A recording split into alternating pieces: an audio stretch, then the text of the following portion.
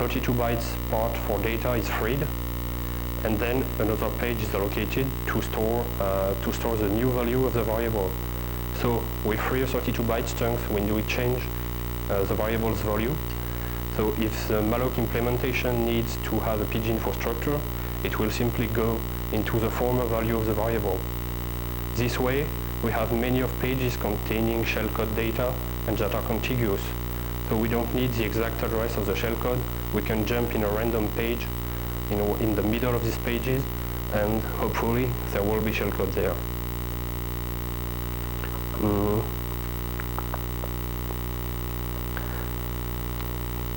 Then yes, the jar name variable, the famous variable that may be freed several times. A simple thing to do is to put many bytes in this variable. In fact, 16 memory pages. We make this variable 16 memory pages so that it handles a very large buffer, and when we will free it and when malloc will need again to have a large area, we will simply have to free this variable, and malloc will put the data precisely in this area. So we then get rid of empty pages. We may have holes in the heap, we may have gaps, something. So we leak some memory so that there are no gaps in the heap, and create a few 64 bytes gaps, but this does not really matter. And then we can free the large buffer we have put in the jar name variable. So we have a contiguous set of 16 memory pages that are unused, and force the CVS server to allocate these pages again and to do something particular in these pages. A simple way to do so is to simply send much data on the network, a very, very long line, such that the CVS server has not enough buffers to store this line in its available buffers.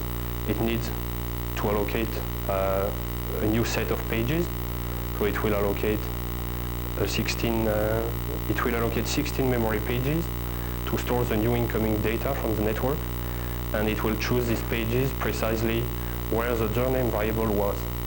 So we can force the freeing of these pages simply by freeing the jar name variable. But CVS believes these pages are safe, and it handles these pages in its linked list of available pages. The CVS server uses its own buffers, and it has a list of available buffers which will reference these pages. So if we free these pages, we may have other data there, and CVS will still overwrite this data with network data. That is what is done here. Check everything went well. So we free the jar name variable again, so that the 16 memory pages that have been allocated by the CVS server to store network data are free for malloc. Malloc believes they are free. Then we force the allocation of 32 bytes chunks memory page simply by setting memory variables, CVS variables, and we create some 32 bytes gaps precisely in these pages, so that when CVS will need to allocate some memory to store a new PG infrastructure, this structure will be in one of those gaps, and we know where it is and how to overwrite it. Then 3 2 kilobytes chunks are allocated, so that we are certain 2 PG infrastructures. Yes, 2 PG infrastructures are located in our gaps. And we free one of these chunks, one of these 2 kilobytes chunks. This creates a gap in the list of 2 kilobytes chunks, and we can overwrite the PG infrastructure, the corresponding PG infrastructure, with data coming from the network. We just have to send a very long string. CVS will store the string in the buffer that it believes to be free, but that is not, and overwrite 132 bytes structure describing a 2 kilobytes chunks page.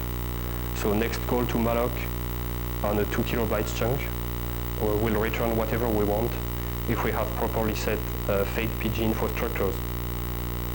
The rest is quite easy. We just have to overwrite the stack or something, the stack or the GOT. The problem with the GOT is that its address is not well known, but the stack address is well known. So we can write 2 kilobytes of data on the stack or wherever we want. then we just have to jump into the shellcode and it's over.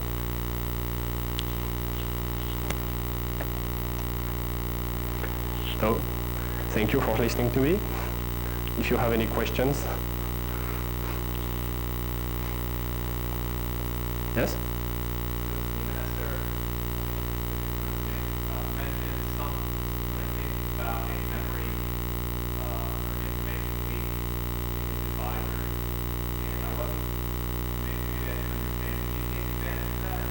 No, I did not. I did not use his method. He has used a completely different method, and I did not use the same method that he did. What are the sum total of special numbers that I have to know in order to use your calculation? To use this method, you need the stack address, so the top of the stack, and the heap address, because the shellcode is in the heap. So you need the bottom of the heap address, but you can link many shellcodes, so you don't have to know it precisely. Same thing for the top of the stack. You don't have to know it precisely, because you can overwrite it with 2 kilobytes chunks. So this should be, in that case, almost perfectly reliable. I hope so.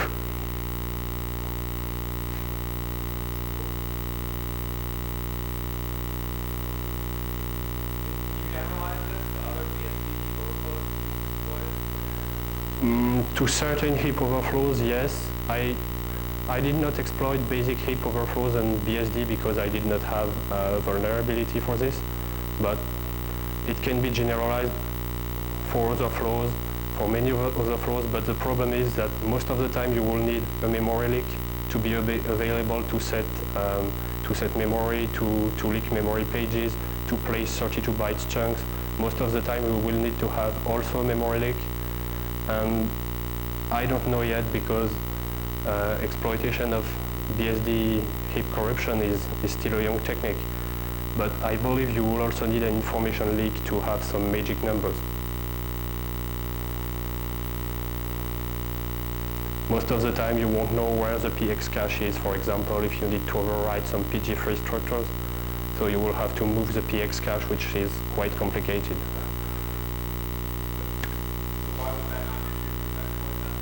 Sorry? Why was that not an issue with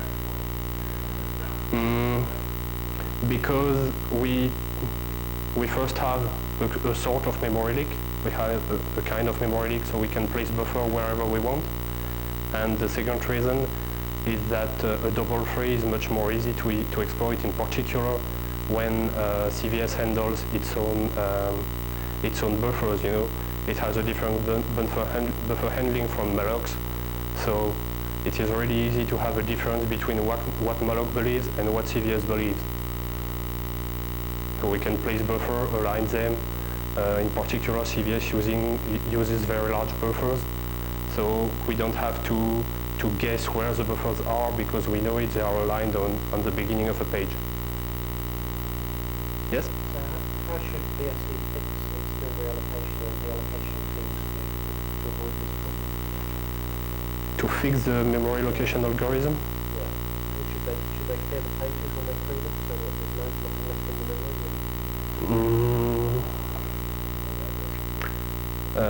It may work. Well, I'm not sure it would work. If you clear the memory pages, the problem is we overwrite the data. We overwrite with new data, and then we do another allocation. We do not call free after the overwrite. But effectively, it may corrupt the PG infrastructure, which will probably cause the CVS server to call dump or something before we can overwrite it. It may work. It may work, and you may do this with an environment variable to configure the allocator to overwrite free data with junk data. I think it would work, but I'm not sure.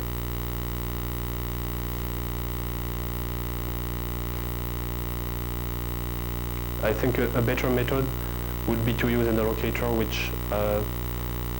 which uses structures, malloc structures that are located in another region of the heap, maybe another mmap region or something, not with user chunks. But it may be complicated to write, and it may be very slow. you may have cache problems.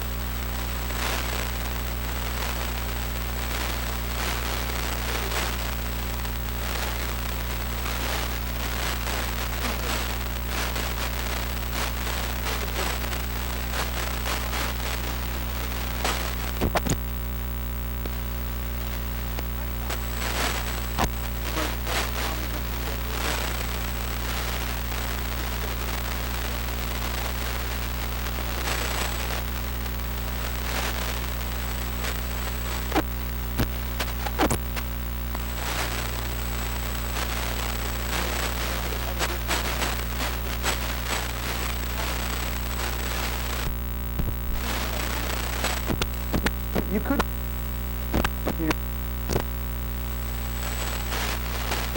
better. It has no way to determine.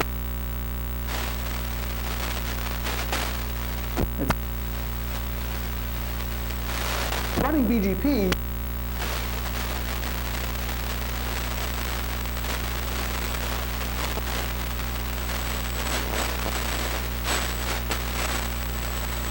Issue there, and this is based on the whole internet. The internet is built on this assumption of trust.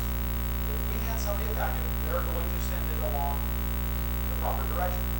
If you're a service provider, if you're a transit that's on the system, you may put this stuff on the slowest link possible, but you will, based on this trust mechanism, send it off eventually to its end destination. We may pass it off to the slowest network you can to, like maybe AOL, fiber block Eastern Continent. So, But eventually you'll get it along its way. Now this trust can be violated. We could sit in between and watch traffic as it goes by and then do a whole bunch of nasty things if you violate that trust. It's really hard to, if I'm a bank or if I'm a pharmaceutical company or pick a company, any industry, I set up security on my end to make sure that people are getting in, nobody can get in that isn't allowed, my own employees can get outbound, so I got firewall, I got IDS, I got all these security tools. What can I do about some autonomous system way off in the distance that's taking all my traffic and dropping onto a fake web server? How do I stop that? Well, I can do SSL. Who cares? They own the web server. SSL doesn't matter. They can set up their own certificate from VeriSign or something like that. So we have this issue with the trust network.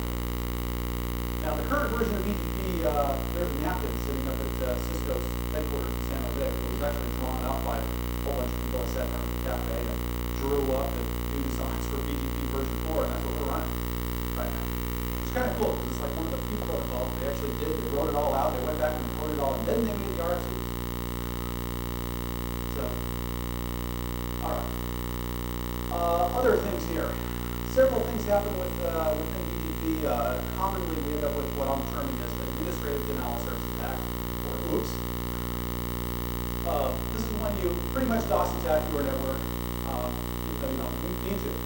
There's plenty of other types of DOS attacks. There's a couple of them I'm talking about with anything to do with BGP. And the other issue with this, and the problem I have with it, because BGP is a global protocol, we're having this problem of deciding what to do to secure it. Everybody agrees, and everybody who's talked about this agrees that BGP needs to be fixed, needs to be secure, but nobody likes any of the solutions. So we just sit and we wait and we wait and we wait until something finally is going to happen, and then I don't know what we're going to do. So, and the security mechanism we have right now with BGP is MD5. You can create an MD5 key between two peers. Some of the nice things about BGP is that there are some functions that will help you, and the MD5 will make it relatively difficult to get in between and do anything really nasty. But if you're a service provider and you have, say, 3,000 customers, how are you going to handle a key manager? With 3,000 customers, they all have different pairing points. So either you manage the keys yourself, and every single one have to tell your customers to change their keys, which would be a nightmare. Or let your customer manage their keys themselves, which is still a nightmare. So a lot of large ISPs won't and can't handle the key management for MD5. So still we end up with more problems. All right, so basics with BGP, things I'm going to be throwing out here, so I just better define these right now and get over it. So prefix, that's in BGP, anything that's a subnet or a network or an aggregate, any kind of route that shows in the BGP routing table we refer to as a prefix in BGP. Autonomous systems, which I mentioned here a couple times, that's your domain of administrative authority.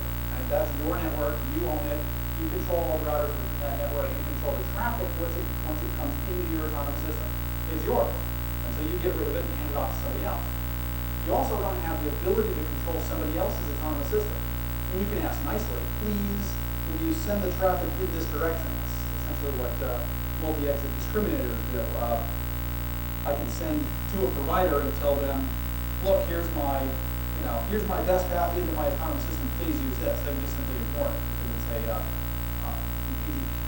in BGP it's a optional non-transitive attribute, meaning it's optional, only some providers support it, although most do. A non-transitive meaning I can just throw it away and ignore it, and I'm not even bother with it. Some companies, some ISPs will simply filter your net just because they don't want to look at it.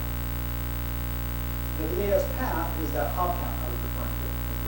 Every time you go through a route traverses an autonomous system, it prepends the autonomous system it passes through as a route back to the network that is advertised. So if you're given route space and you're advertising it with BGP, when you advertise it, as it exits your autonomous system, you put your autonomous system on the framework. As it exits the next autonomous system, they put their ahead of yours, and it continues on through the internet. It also uses a loop prevention mechanism because if we ever get something back that has our own atomic system number on it, we know there's a loop, and we drop it silently ignore that. All right. As far as BGP size is concerned, 12,000 routers currently running BGP. Now, not all of them are running the entire routing information base.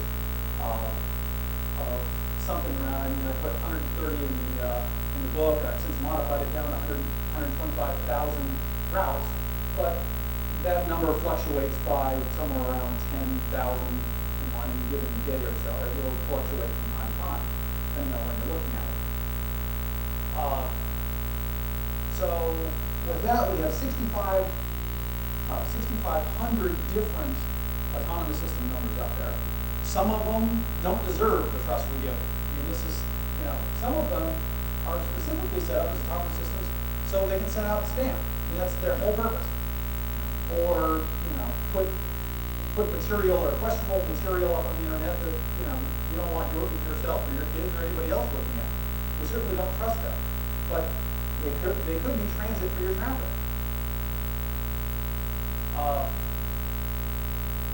You look at it, it comes down to somewhere around 18,000 paths. Most of those paths are going to be 3 to 4 autonomous systems. That'll be 5%. 5% of 125,000 will be longer than 5 autonomous systems. BGP operates on the premise of no hierarchy.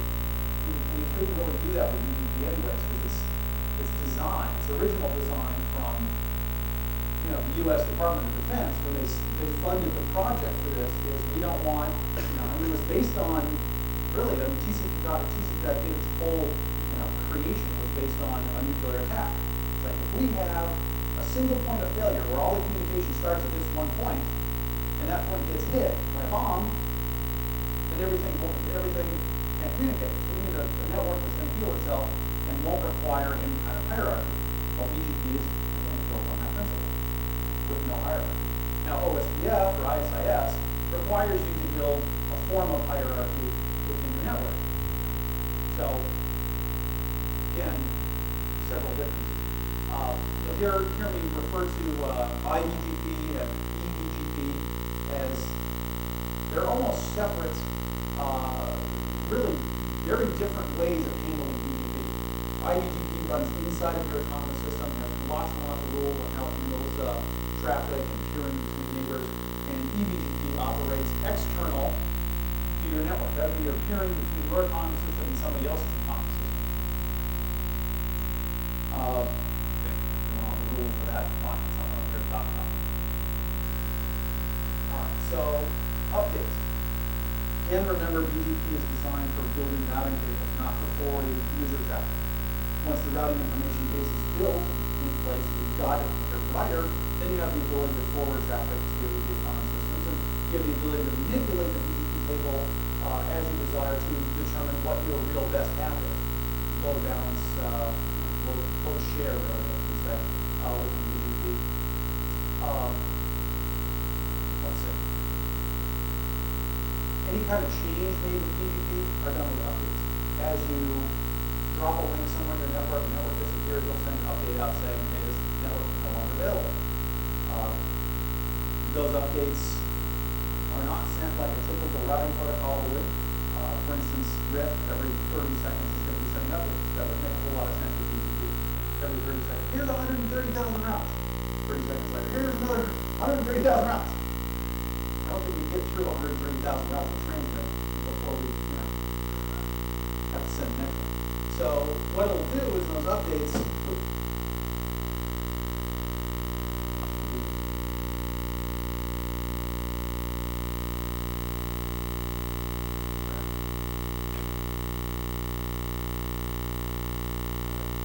So what it'll do during those updates is there's a lot of stuff changing. It'll actually batch the information together and send it along. All right. So major flaws with the BGP. Again, this trust mechanism, the assumption of how BGP is going to work. We're going to assume that you're going to advertise only the prefixes that have been given to you, right or you a network that you can, or your provider is giving you a network that you can advertise with BGP. It's your job to advertise with your networks and nobody else's network. It's also your job to make sure you filter the people you're connected to, so they're only advertising the networks that they give it to them. That's an important big step. Because if I decide to advertise somebody else's route, and as a provider I don't filter that information, then we have a problem, a big problem. This happens frequently. Maybe not as frequently as I'd like to admit, but it does happen frequently. There was a condition down with an ISP in Georgia and Florida that a few years ago that decided to use redistribution, take a whole bunch of routes in from one provider, put those into OSPF, carry them around their network, and then redistribute them out BGP to another provider. And when you bring it into OSPF, it drops all the BGP metrics. You send it back out, it's like, hey, these are all my routes. I own them all. So every single /24 that was out there, all of a sudden, disappeared. They all went to this one common system that wasn't fully. So basically, black hole every single /24 at your channel. Not good. Made a lot of providers really aware of the fact that they had to filter everything. That being said, the filtering mechanisms, if they're not carefully updated, and they have to be manually updated, we're going to find places with something as big as BGP running that there are ways you can add routes in, or simply make a phone call and say, hey, we just got this new route. Can you please update your filter? A little bit of social engineering, and I can now advertise somebody else's network.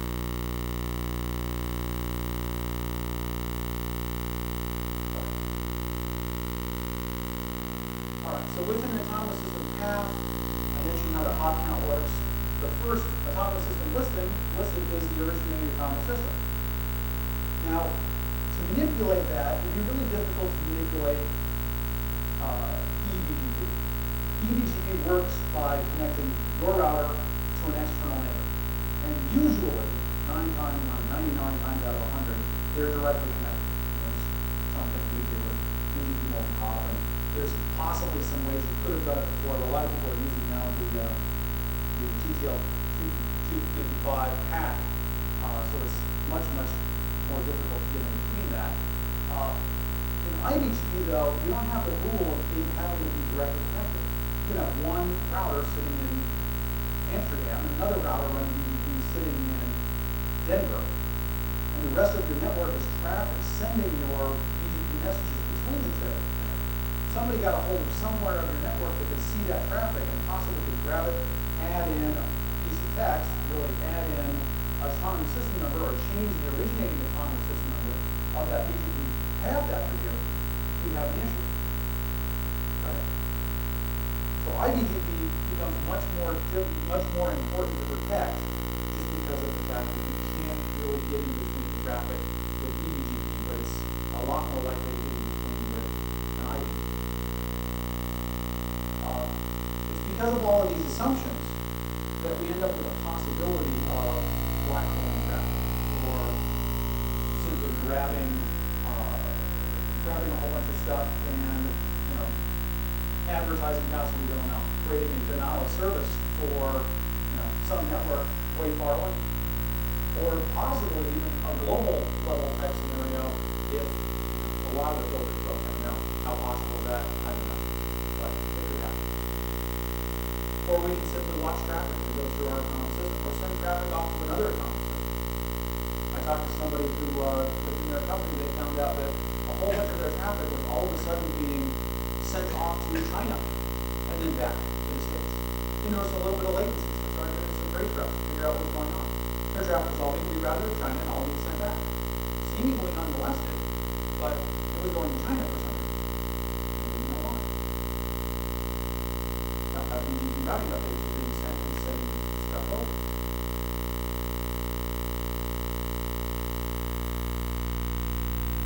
Because a router is running BGP, it makes it vulnerable to any single bug that possibly could be running on that router.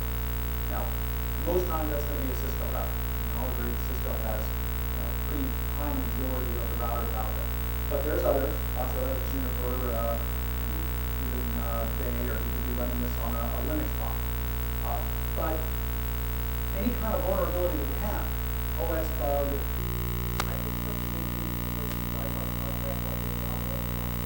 design by contract or programming by contract. That's pretty much the key word. Yeah. All right, tape is running again. So what compilers do these days? I was very, very annoyed at GCC 3 because I built the entire translation engine and thought I was very happy with it, and then ran it against some other like GCC 3 compiled binaries and completely screwed up. And then I looked at the binary and was like, what is this? Because GCC has decided that it is no longer necessary to push arguments on the stack. It's somebody in the team must have thought that it's faster to subtract from the stack pointer and then move to the stack with positive offsets, which is like only 4 times as large in the code and definitely not good for caching, but apparently they do this and they seem to like it a lot. So all of a sudden my translation didn't need only to translate like pushes to stores to output registers, but moves to a positive offset from the stack pointer. That was really annoying. And I sincerely doubt that it gives any performance benefit. I had a conversation with Theodore recently, and he demanded that we build compilers which refuse to optimize, because optimization has gone nuts. Right, the other madness is merging exit blocks of functions. This is how a flow graph of a function might look if you encounter one of these. Actually, this is a technique that Whatcom C++ did in the old days, and I think it was declared as stupid back then, but somebody decided that old ideas don't die, should re-implement it. It's an attempt at building more complex, more compact code. Basically, the idea is, hey, there's many functions which have similar code. Why not merge all the code blocks which are similar functions with one so they have like sharing? Now, the problem with this is you can very easily share a block or function, well, in a function, but the damn problem is you can't like decide from which function is taken to this block in the first place. So you can't just merge blocks in the middle of this program, you can only merge at the very end, assuming all other blocks beyond this are identical. Now the only effect this has is that the epilogues from functions are merged into one, which says there's probably like, I don't know, 400 bytes in total. Not bad. And yeah, so it's a really stupid idea. Somebody must have invested quite some time to merging all these things. And I then was forced to invest the time to separate those things again, which sucks. Okay. Now, I mentioned before that I must know the number of arguments for every call. This might be a bit problematic for variable argument functions like sprintf and so on. For everything else, I have types in IDA, and I can infer from the stack frame how many arguments I have. But, well, for var functions, I'm screwed. So my translation engine is annotation influenced. Big word for something very simple. You see down here that you have a sprintf. Bad example. Let's see whether we have a better one somewhere. Oh yeah. We have a sprintf here. And obviously we do not know how many arguments this call takes. So if I remove this comment here, wait, and run the translation engine,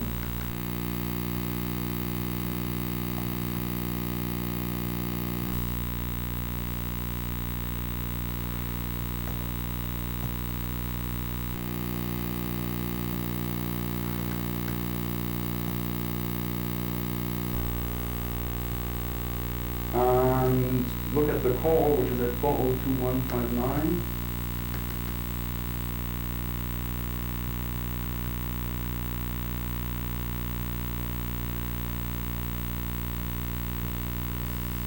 Okay. You see this call down here? And you can see that all these argument pushes, which you can see in the executable here, push, liaise, like liaise something, push it, liaise something, push it, have not been translated to moves to output registers because the translation engine could not know how many arguments sprintf took. So this translation is broken and will break any data flow. But if you annotate it as we had before, call args 6, all args, and then translate it again. You can now see that all those T00s here have been converted to O's. I know it was a subtle change. Should I repeat it? I guess I'll just will. So the annotations have to be user-generated or script-generated so far.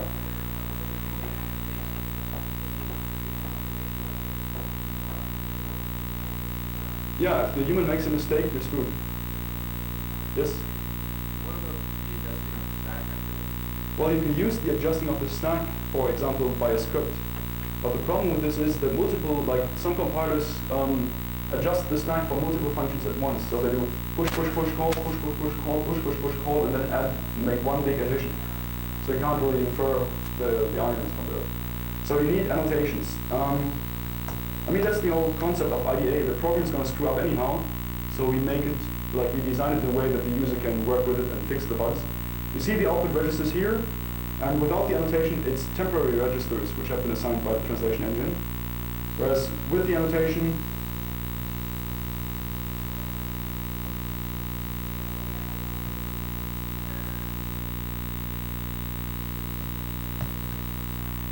we have output registers.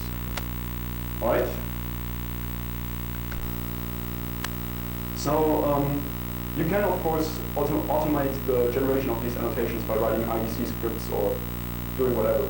And it's really not that much work. Like you spend probably half an hour on a medium-sized application, perhaps like 40 minutes, and afterwards you can pretty much translate Word. All right. One of the big problems which I have with my translation right now, it's not provably correct. Now, in order for it to be provably correct, there would need to be a so-called bijective mapping between all the CPU states on one CPU and the CPU states on the other CPU. Now, as the MCPU is supposed to be like the superset, like encompass the functionality of many other CPUs, I would have a bijective mapping between every single CPU and my meta CPU.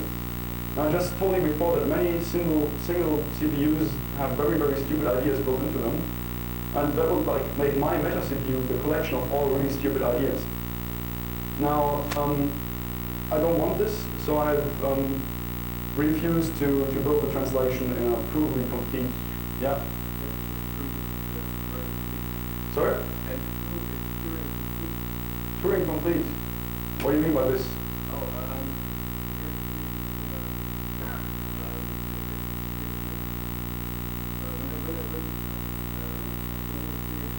Yeah.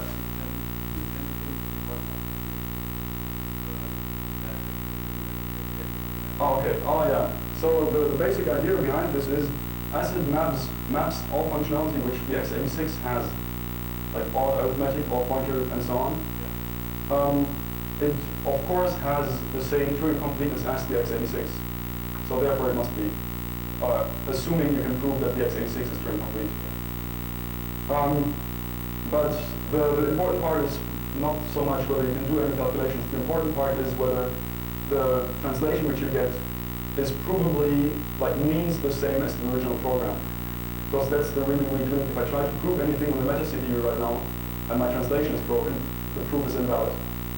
But that's something I have to live with, I guess, because I'm too stupid to get provably correct translation. And all of the stuff about it being a superset of bad ideas is just the excuse I made up for me not being capable of doing this. So you just have to trust me. Alright, things which I would like to add in the future at some point. You have seen that one instruction gets translated to multiple instructions, like the move EAX EVP plus something gets translated to separate instructions. So the code is being expanded, gets larger and larger and larger. And some redundancy is being introduced by this translation. So in the long run, as I've already given up the idea of provably correct translation, it would be good to have a p-call optimizer which goes over the translated code and optimizes it to make it reduce the redundancy. Another thing is it would be really useful to have an automated tool to find the mistakes in the translation. Now for this, the obvious choice would be an emulator. You take an application, you translate parts of it, and you run them in the emulator instead of the original application. That would be really, really useful, not only for the stuff we do, but for copy protection, for example, as well. But then again, my day has a relatively limited set of hours, of which I have to waste a good amount on stuff like food and sleep. And if anybody wants to volunteer writing an emulator for my CPU, go ahead. You'll get 1 beer or 2. Example of the translation. Here we have a very simple hello world program. Pushes EBP, saves the frame pointer, pushes the offset to hello world called printf. And the translation is very similar. You store the frame pointer into a temporary register. I don't do the, when you push something on the stack to save it thing. I have so many registers I can just store it away. Well, you store the stack pointer into the frame pointer, move EBP ESP is the same as store SP to FP. Then you push or you store the offset of this string over here into the output register and invoke the printf function. Then you just, well, restore the frame pointer, equivalent instruction. We do not need a stack fraction as we're not pushing, so this one like falls away completely. And then we return. Very, very simple. Now, more ugly code can get translated as well. Here we have a piece of code that basically does a lookup in an array of handles, closes a handle, overrides it with a null byte, and then calls end thread. Here you have the index coming in up there as arg0, around here. Then the base address of the table is being loaded into ECX here. The index is being multiplied by the size of the pointer, 4. That is being pushed, close handle is being called, well, the stuff at the location of the table plus the index times 4 is being pushed. Close handle is called.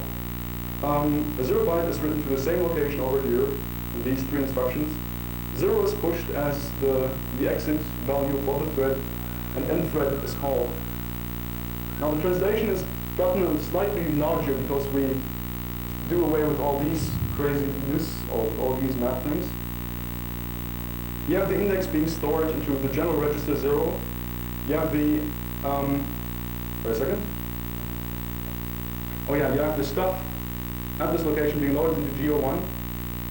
You multiply the index with 4, which we just had in the other instruction. You add those things together.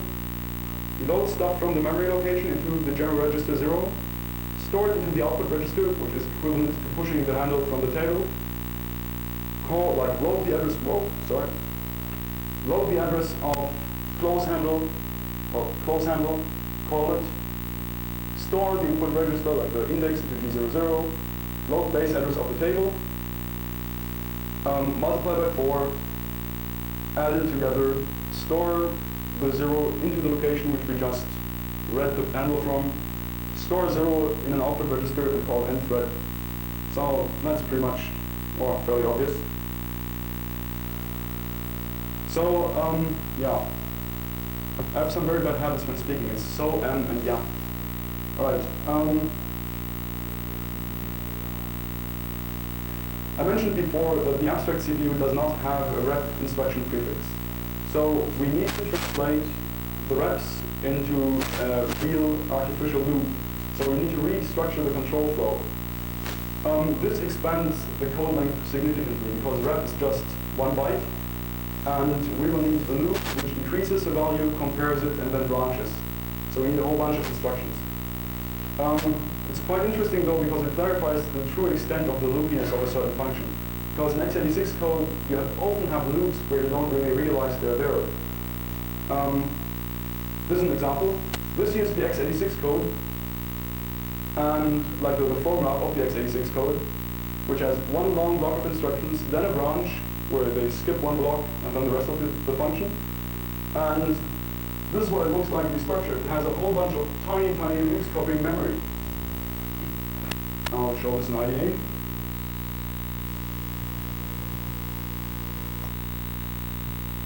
So this is the flow graph. And when we scroll closer, we see all those rep move SDs over here. And if we restructure the graph appropriately, we can see all those rep move SDs being nicely restructured into small loops, which decrease the counter right here. Oh wait, I'll zoom in further. Which decrease the counter right here and then branch whether it's not 0, like loop until the counter is 0. All right.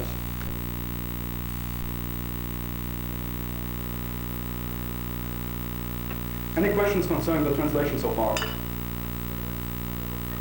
Yes?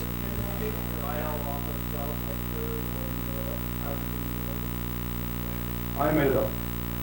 Would have been smarter to use GNU RTL or use 3-address notation or something similar. But all the solutions which I'd seen didn't quite satisfy me in terms of, well, aesthetics. And I know it's a crazy thing to say. Ilfak had built an intermediate language into IDA, which was not officially there. And you could trigger it using Shift F11 or something. But that did not abstract the stack away, and that was really, really geared towards decompilation. And the problems which I'm trying to solve are really not decompilation related. So I end up with a very, very different design.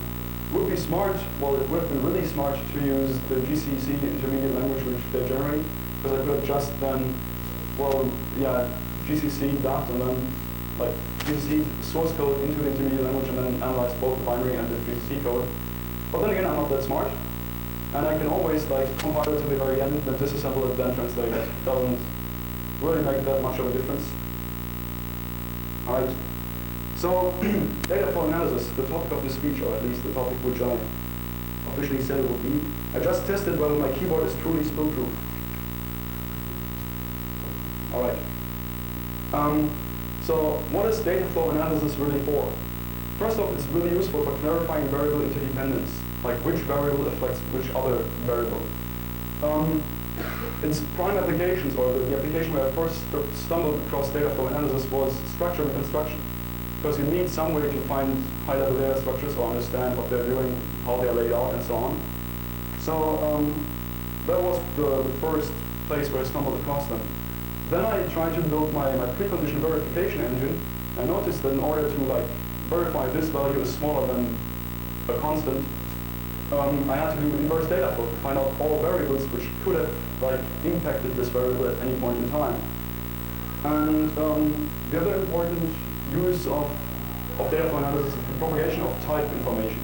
We have all seen IDA, this beautiful type crap that they loaded from the header files or from the type system.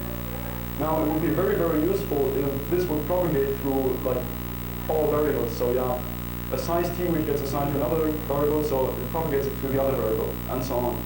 This would make assembly a very strongly typed system and would be very useful for many things. In the long run, data flow analysis is, in my opinion, the way to find bugs automatically and find lots of them. And the interesting part is if you can keep the data flow provably complete, you can prove absence of bugs. Yeah, but it's a big if.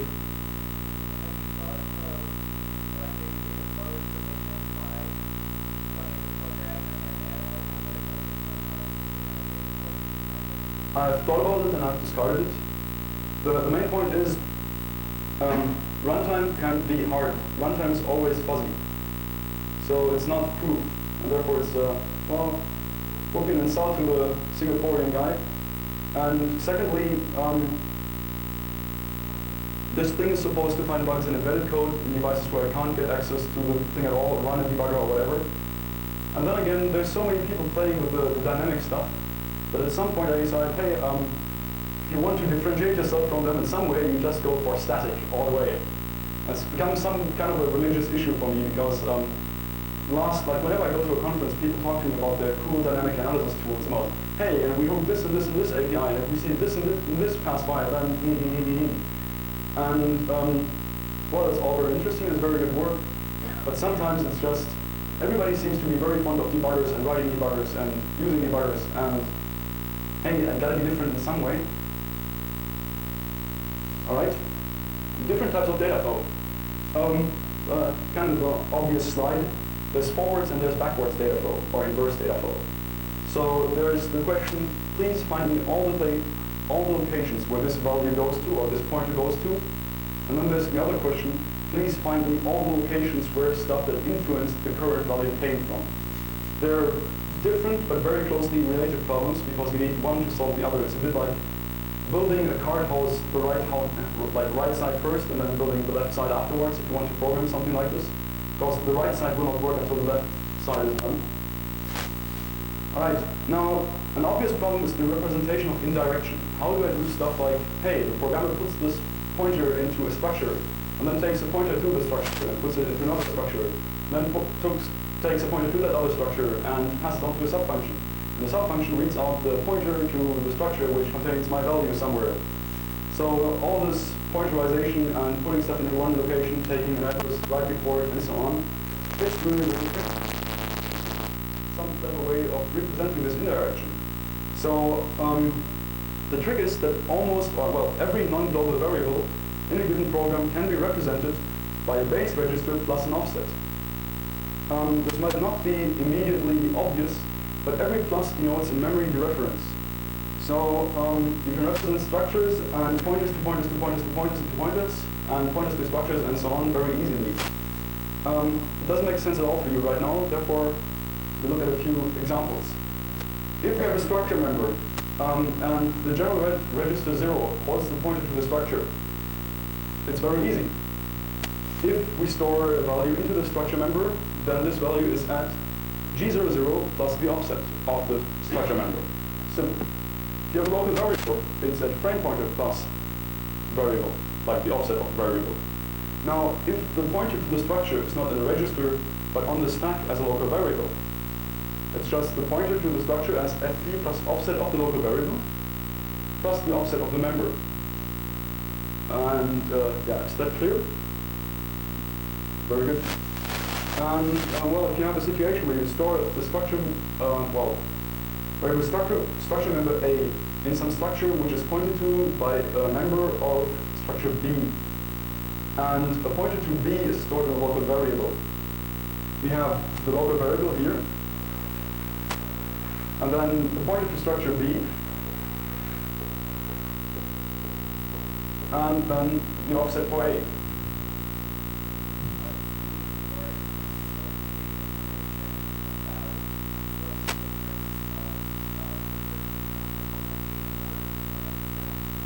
What do you mean by footprints?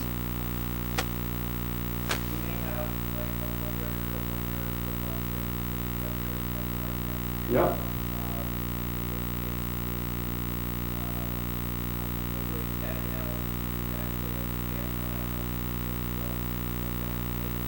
You just need a cross-reference from the call to the pointer.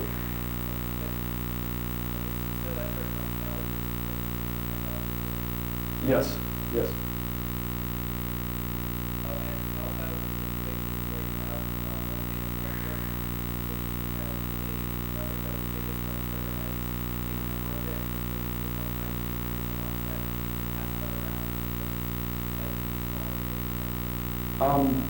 That is solved as well, and you will see that in a minute.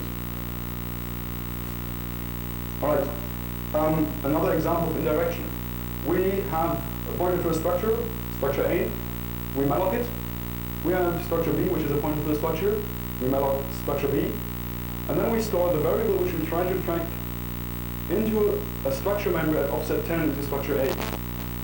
And then we store the pointer to structure A into the member at offset 20 of structure B.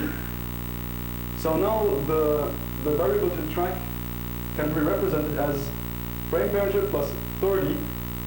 We've just said that struct B is a local variable at offset 30, plus 20 for the 20th member, plus 10 for the variable to track. So you can solve fairly sophisticated indirection things here. Coming to aliasing, are there any questions concerning this indirection stuff? Yes?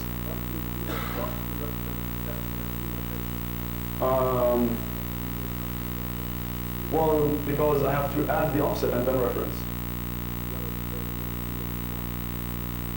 You do, well, or you mean get another arrow? Well, I mean, it's just a matter, the data structure doesn't have a plus in it, it's just a data structure. So for this slide it was plus, and in my notes it was a plus when I came up with this, so yeah. Aliasing. Aliasing is the big boon to provability of data flow. Whenever you say provable data flow, somebody says aliasing in this group. So we have to have some solution to the aliasing problem. What is the aliasing problem? The aliasing problem is basically if I store something in some memory location, how do I know nobody has gotten, or the programmer has not gotten a pointer to that memory location at some other point in time, or has gotten a pointer to a location right before my location, adds to it and uses that to read from my memory later on. So, yeah, that will screw me majorly because the programmer can all of a sudden read stuff which he had written to a memory location without me noticing. So I need to find a way to make sure I have all the pointers to this memory region. An aliasing example here is we have some structure pointer and some structure. So we take the address of the structure into the structure pointer. And now the variable which we're tracking is being stored into the structure. And a subfunction is called with the pointer to the structure, which we have taken beforehand. So if I had an aliasing unsafe data flow analysis, I'd start right here and trace downwards and never see this. So what happens here is, once it is being stored, I need to know where the structure, like the memory at this pointer was defined, trace backwards and then trace forwards. To illustrate this, I have about 9 slides which are really boring and dry, so yeah, good luck. So here's the translation of the function which we just had in the meta CPU. Go backwards one. And the variable which we're tracking is in the input register 0, right here. Now, we trace downwards in the code until we reach this instruction over here. Here, the store I00 to G07. So now the variable which we're tracking is in G07 and I00. Alright, then we have it being stored to memory here. G07 is being stored to TO2. So now it's at I00, G07, and TO2 plus 0. The plus, well, indicating a memory dereference. Now, of course, we need to find all aliases to TO2. So we do the inverse and forwards analysis.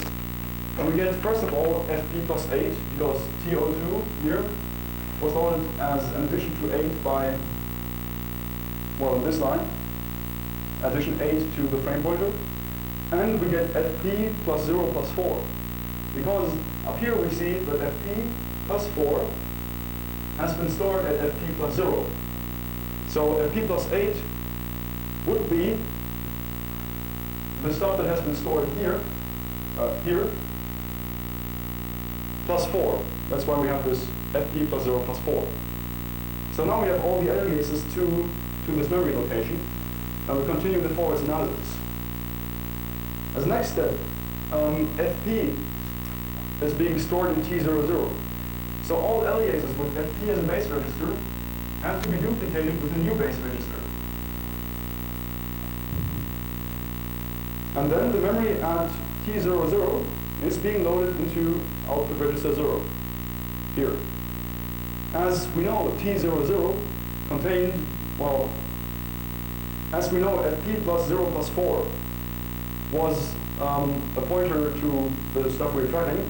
We now have O00 plus 4 containing our variable as well, because T00 plus 0 plus 4, now you had a load from T00 plus 0, which cuts this away into O00. So now we have all these aliases. Yes, I know, that's quite a few aliases for a really short bit of code, but lucky for us, we now have a sub-function invocation right here. And all the registers and all the aliases marked in red will not survive the call in terms of they will not be accessible in the sub-function. The sub-function can only access global registers and output registers. It cannot access either temporary registers nor the frame pointer. So all this is gone. Here we are in the sub-function and we have these two aliases, G07 and I00 plus 4.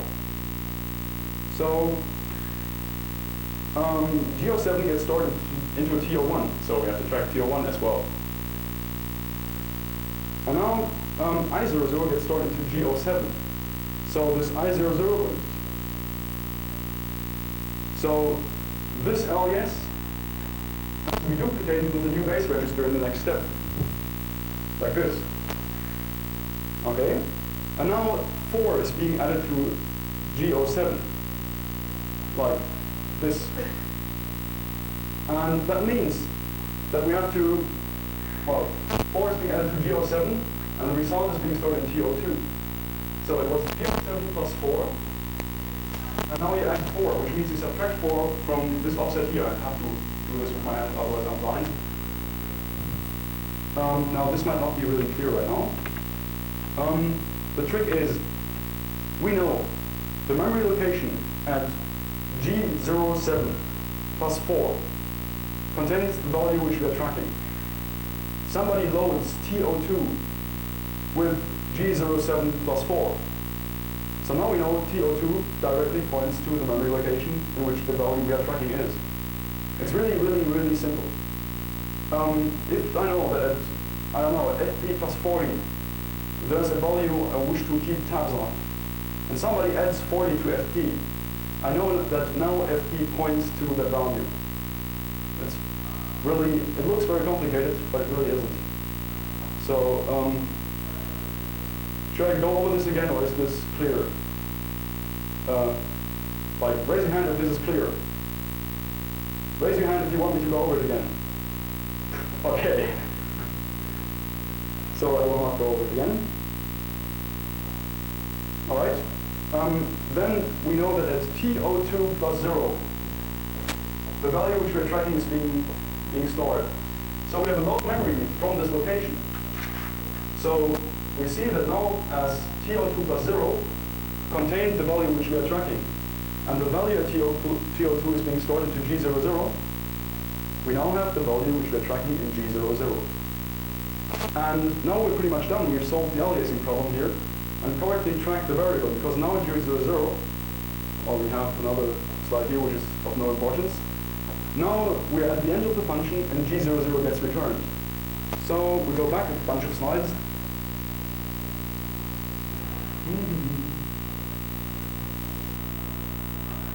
And we have now successfully tracked the aliasing of this structure into the pointer, into the subfunction, and the returning of the member which we were tracking from the subfunction.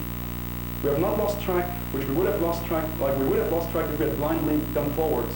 But since we took care of finding all aliases to a certain memory location, we had no problem, did not lose track, and it successfully went through here.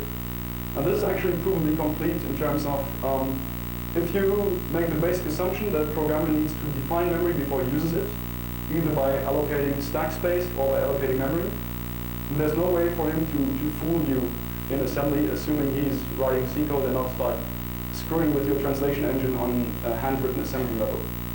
So I know this was a bit rough.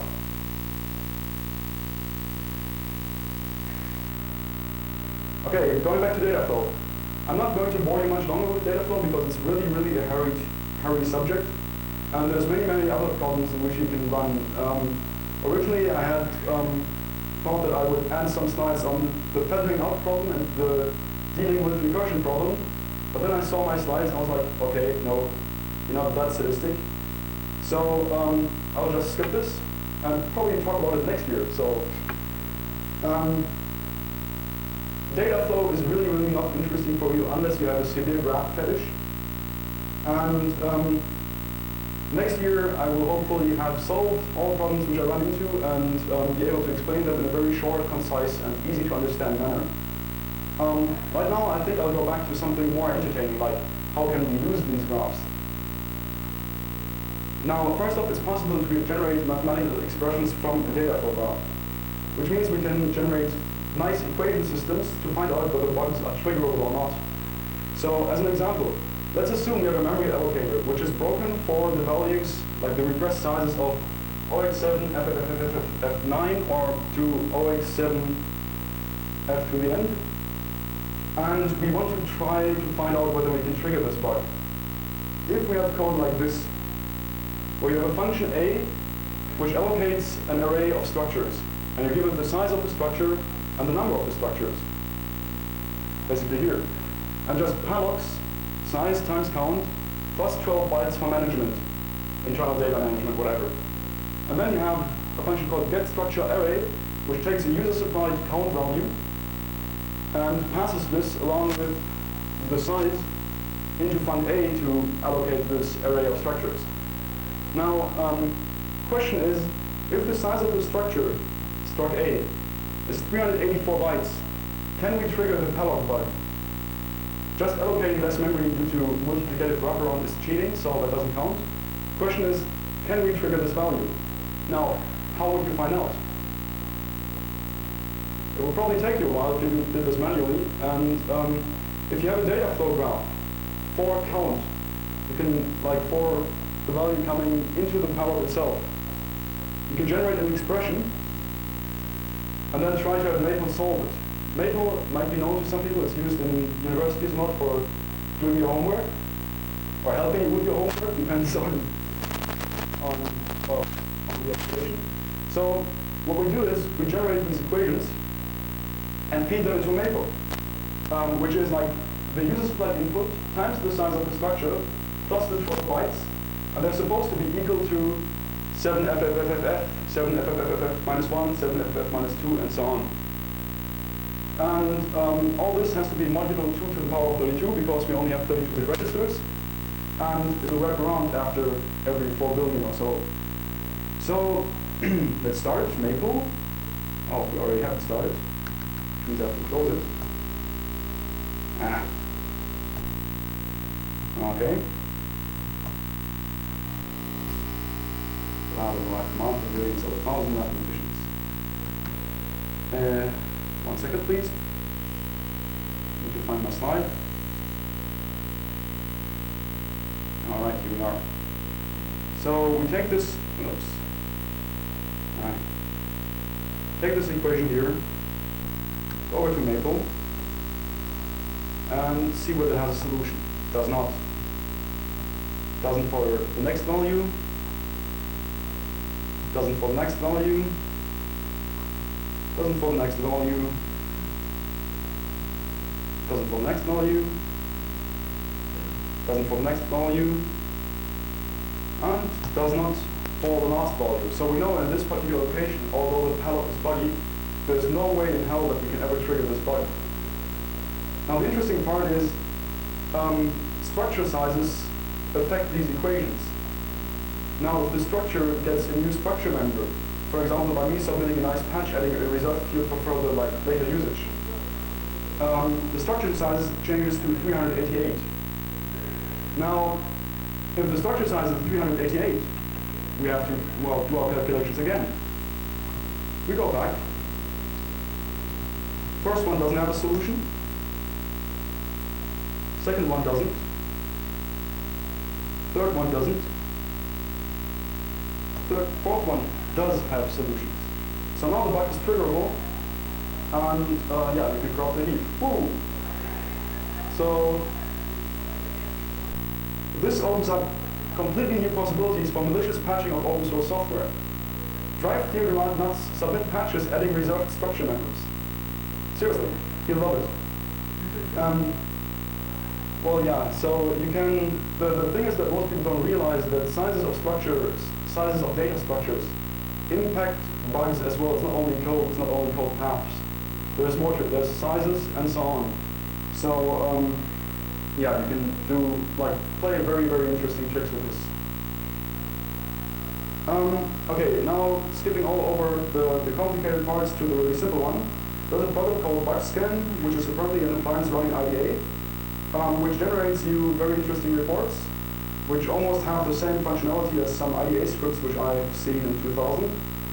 From what I can tell, it doesn't do anything like object or structure reconstruction, so it doesn't do much of buffer size arithmetics either.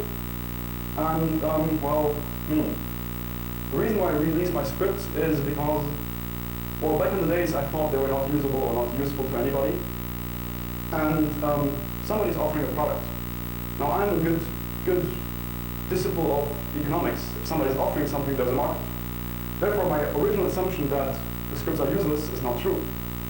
Therefore, my original decision to not release them was wrong. Therefore, I have to release them if there's a product. So, there's a product on SourceForge now, or a project on SourceForge called BugScan, which is open source GPL.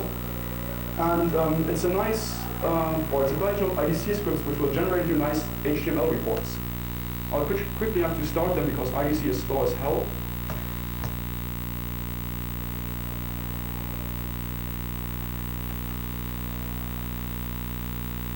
So these scripts have pretty much nothing to do with my talk at all, except that they're the contents of my slides 2 years ago, slightly refreshed. But I needed to have some sort of hands-on and like relevant stuff for security or for everybody here in this presentation, because up to now the presentation has been all theoretical and all very, very little hands-on and so on and so on. So yeah, there are a bunch of IDA scripts which will generate nice HTML reports. You can modify them very easily to generate LaTeX or TED compatible output, which means you can have automatic white paper generation. That is really important.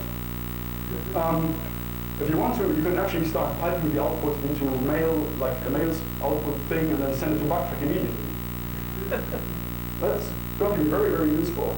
So it has really, really highly advanced binary auditing capabilities. We won't even speak about data flow as anything that involves something complicated, such as a high-level data structure. It does buffer size arithmetics. Yeah, so it tells you, hey, the target buffer is smaller than the source buffer. And it takes full advantage of the published object reconstructor and structure reconstructor. So you can actually like use the object reconstructor and then run BugScan. And import BugScan, run BugScan, it'll take a RAM shot. It is still very stupid. It's limited to adding like to auditing string copies and sprintfs.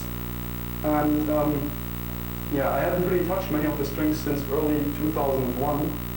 So they might smell a little.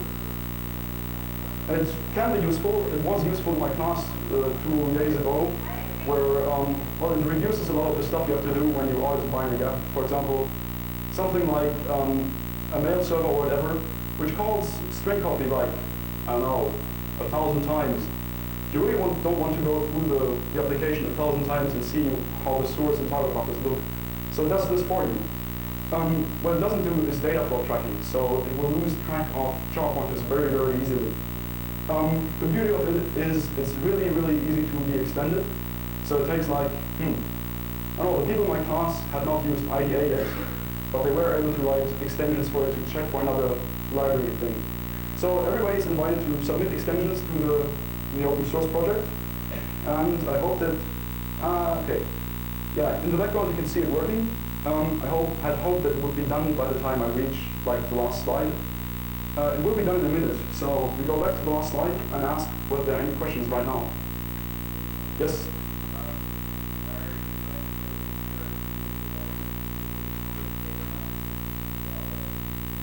First of all, I'm going to write it. So, everything else comes afterwards. Any other questions? Yes? They're not in the BugScan project because they're not GPL.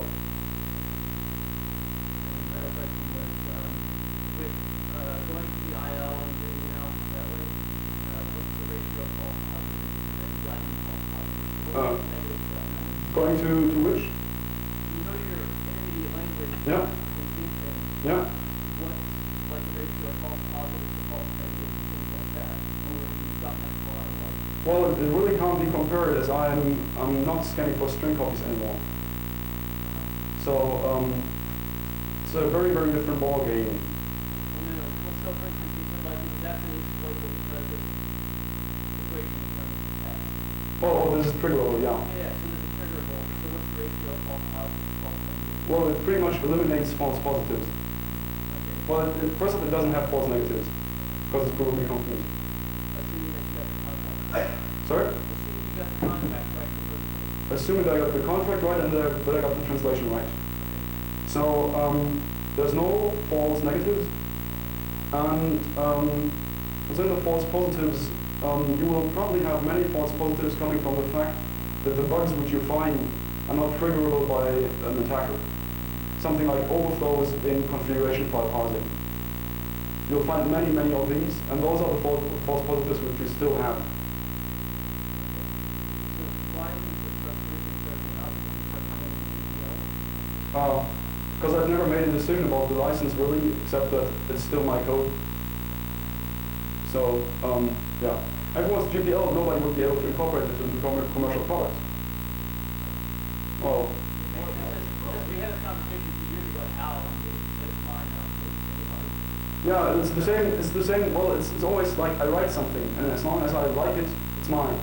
And then I get bored of it, and then I publish it. So I can predict you when or if my program ever gets done, it will be mine for a while. And yeah, I mean, why would I be writing this if I was? It's a you know, as a child I didn't have enough toys, so I want this to be mine first. I hope that this analysis in the background is soon done. It iterates over about 1,780 or so calls to printf, string copy, string cat, and so on. And will hopefully soon be done and output us a nice report. Yes? So, does this check off by one error like an SMT test that people do that one out? So it's not an exploitable bug, but still like a slight like construction bug? You mean an SM printf which does no termination after the length modifier? No, I mean like so you see that the size of like the destination buffer is actually the size of the source string, whatever. It keeps the string animation. And so because the way the C works highly consistent, and you have to figure out you specify the most size or not. So a common mistake that I've seen after doing like 60 is the way that people use that in terms of string copy, but they'll be off by one. Well, strn copy cannot off by one, as it just doesn't terminate. SN printf depends on the compiler, whether it terminates off by one or not. So if you write a small IDC script which asks, hey, is the target buffer as large as the length specifier plus one, then I'll detect it, assuming IDA has properly reconstructed the sizes of the stack. And secondly, well, assuming that the size modifier is not dynamically calculated, because the script doesn't do data flow analysis, therefore can't find any dynamically calculated values. Oh, it's done. Yeah.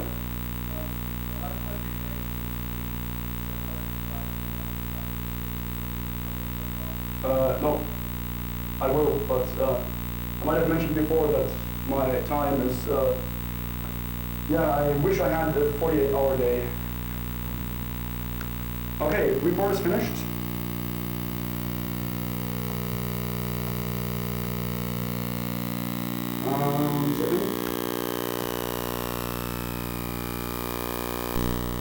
So we can see that,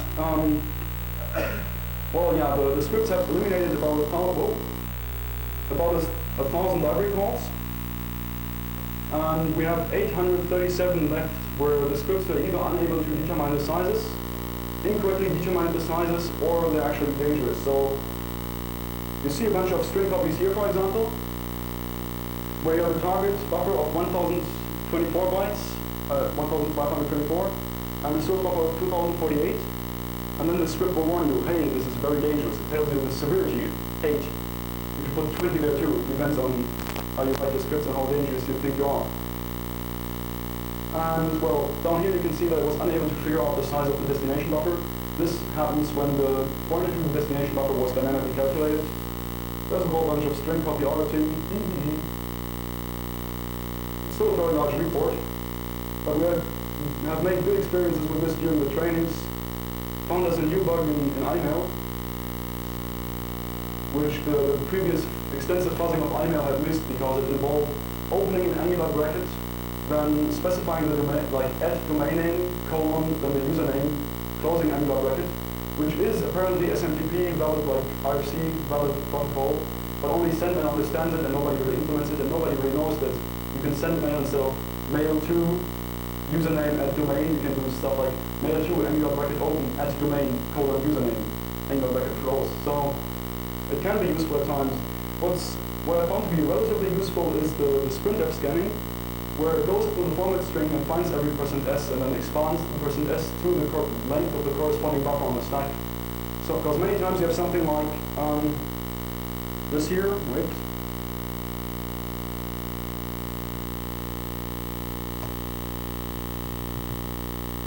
Bad example.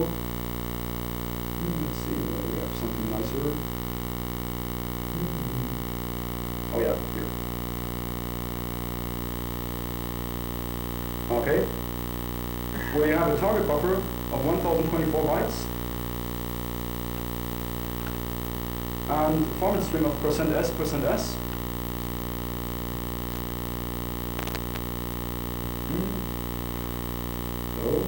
Those are all pointers. Damn it. Okay, what I'm aiming at, for which I don't have an example right now, is something like somebody does this mail came from :%s, and the buffer to be expanded in the %s has the same size as the target buffer. They don't account for stuff like the string, the format string itself has a certain length, and that gets added to the length. And then they do funny stuff like they take a char buffer of like 3 or 4 bytes, print a number into it without checking bounds, and so on and so on. Alright, so bug scans on SourceForge. The other stuff will hopefully be done sometime in the very far future. Are there any other questions we need to go over? Alright, okay.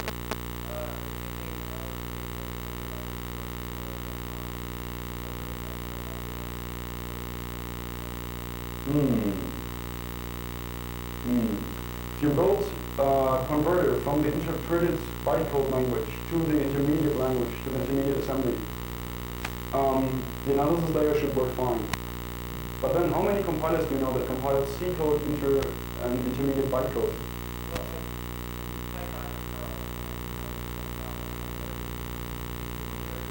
Yeah.